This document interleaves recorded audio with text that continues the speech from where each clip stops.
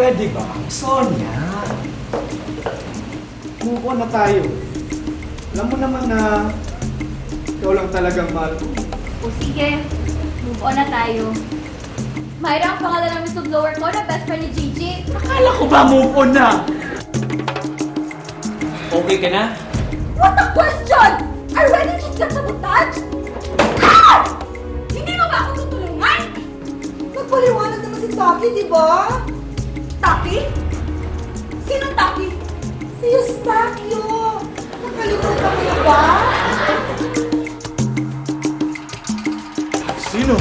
Hot na hot! Ang hot-hot naman dito!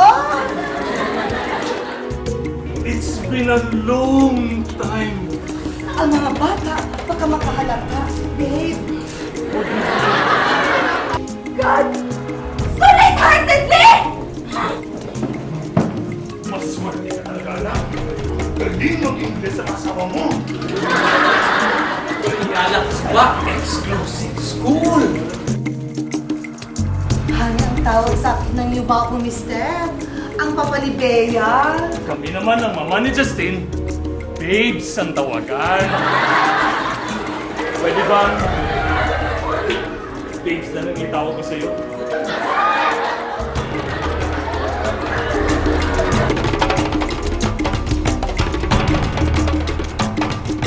Paano ha? Paano? Huli ko 1-2 combination 1 eh.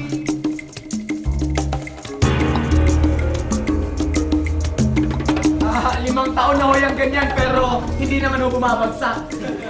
Simula na magtrabaho kami dito ganyan na ho talaga yan. Matagal na pala kayo dito. Yes sir, pero hanggang ngayon, casual pa rin po kami. Mababa ang sweldo walang bonus. At saka walang benefits.